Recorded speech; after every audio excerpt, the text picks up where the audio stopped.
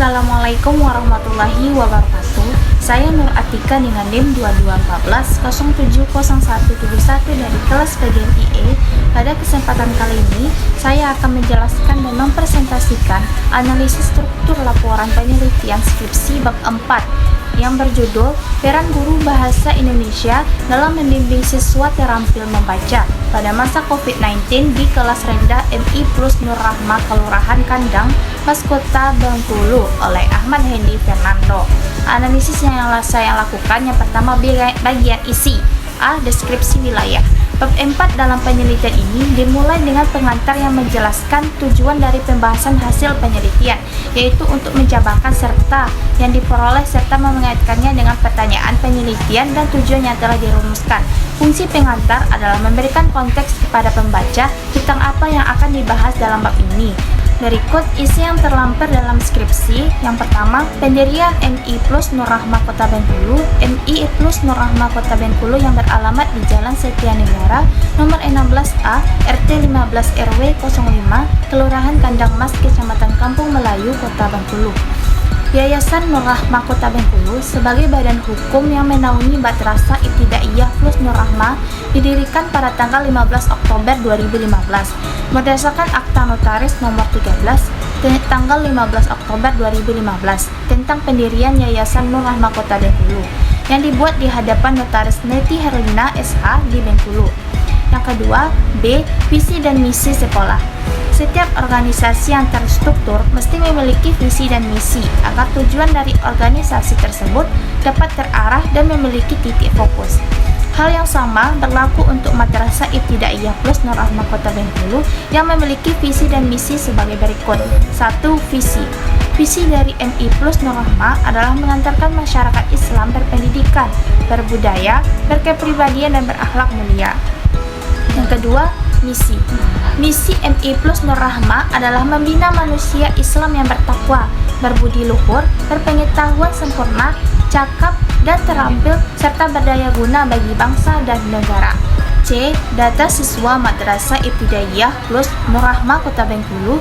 Jumlah data siswa menurut rombongan belajar berdasarkan jumlah murid menurut kelas yang didapatkan dari data rombongan belajar atau rombel Madrasah Ibtidaiyah Plus Nur Rahmah Kota Bengkulu tahun ajaran 2020, yaitu kelas pertama atau kelas 1 berjumlah 50 orang, yang kelas 2 berjumlah 62 orang, kelas 3 berjumlah 65 orang, kelas 4 berjumlah 58 orang, kelas 5 berjumlah 30 orang.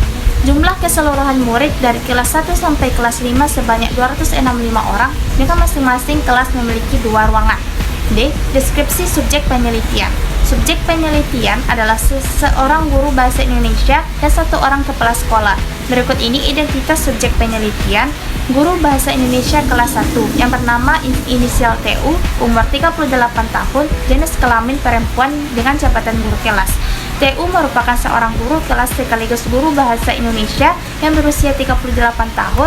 Ia telah memiliki banyak pengalaman mengajar, khususnya untuk sekolah atau madrasah tingkat dasar. Yang kedua, hasil penelitian. Penelitian dilakukan di ruang kantor MI Plus Nur Rahmah pada jam pelajaran bahasa Indonesia untuk kelas 1, 2, 3, yakni seminggu 3 kali pertemuan.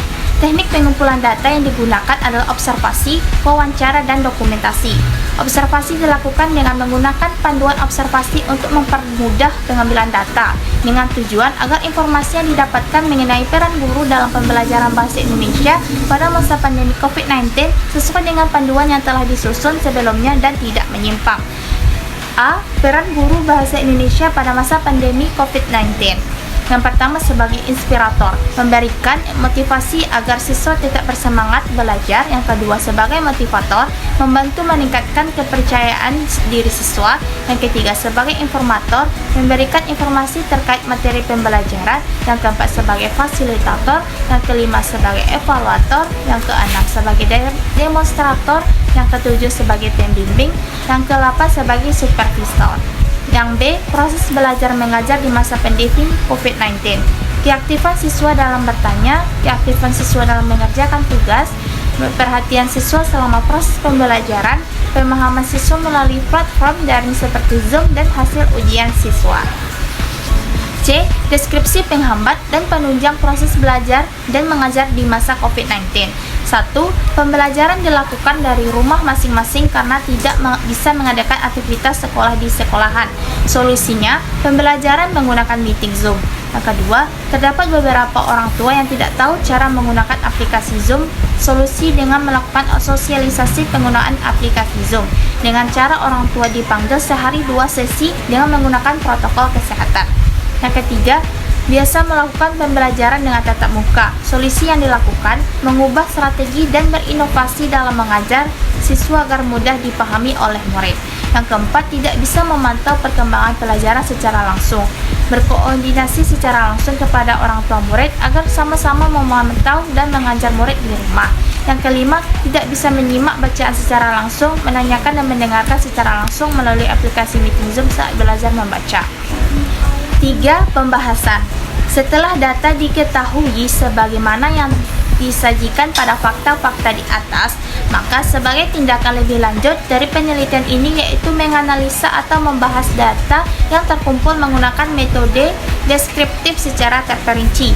Metode deskriptif adalah mengolah data dengan dalam bentuk teks atau gambar daripada angka dalam penelitian kuantitatif. Masukkan perilaku baik dalam bentuk kata-kata tertulis atau lisan yang dapat diamati dari orang-orang atau responden.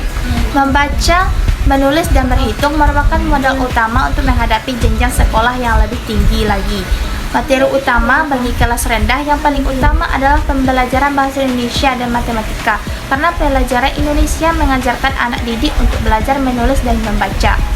Peran guru bahasa Indonesia sangat dibutuhkan guna untuk menjadikan generasi sekolah yang lebih pandai dan berkualitas, karena bila seseorang sudah mampu untuk membaca, maka ia akan mampu untuk mengembangkan pengetahuan dari berbagai referensi yang akan ia baca di masa mendatang.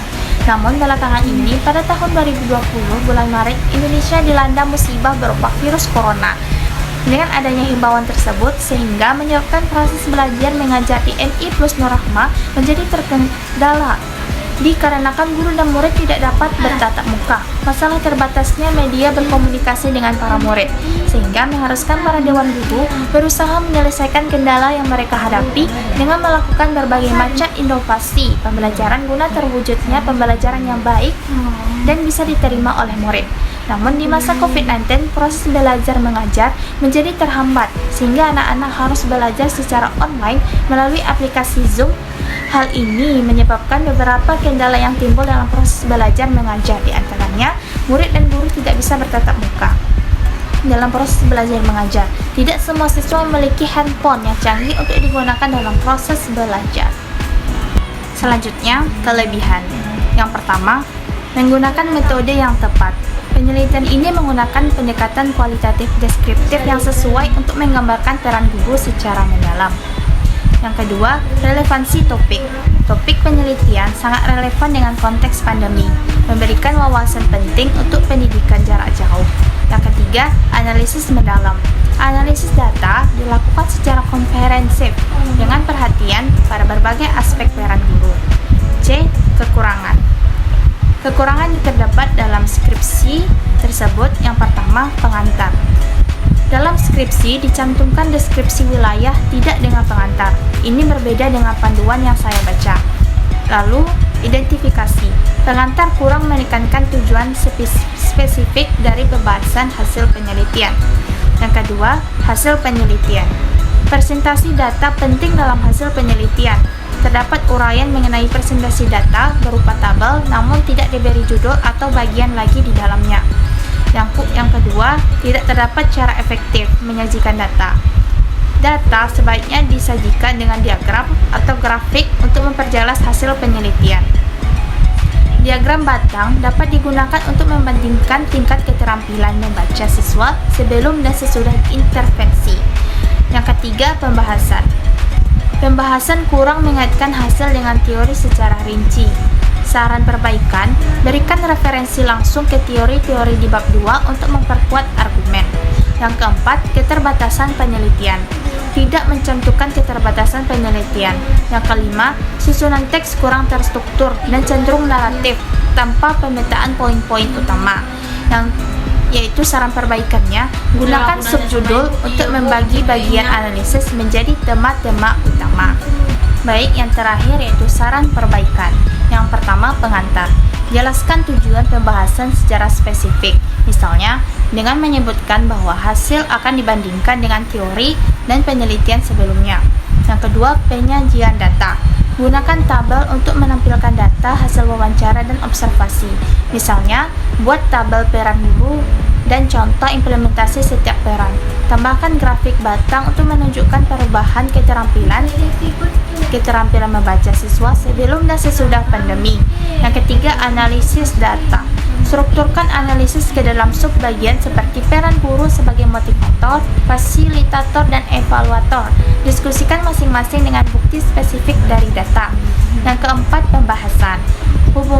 Hubungkan hasil dengan teori yang relevan dari bab 2. Misalnya, teori motivasi atau pembelajaran jarak jauh. Yang kelima, keterbatasan. Sebutkan apa kendala di penelitian mendatang, seperti penggunaan teknologi yang lebih canggih atau perluasan waktu penelitian untuk mengatasi kendala tersebut.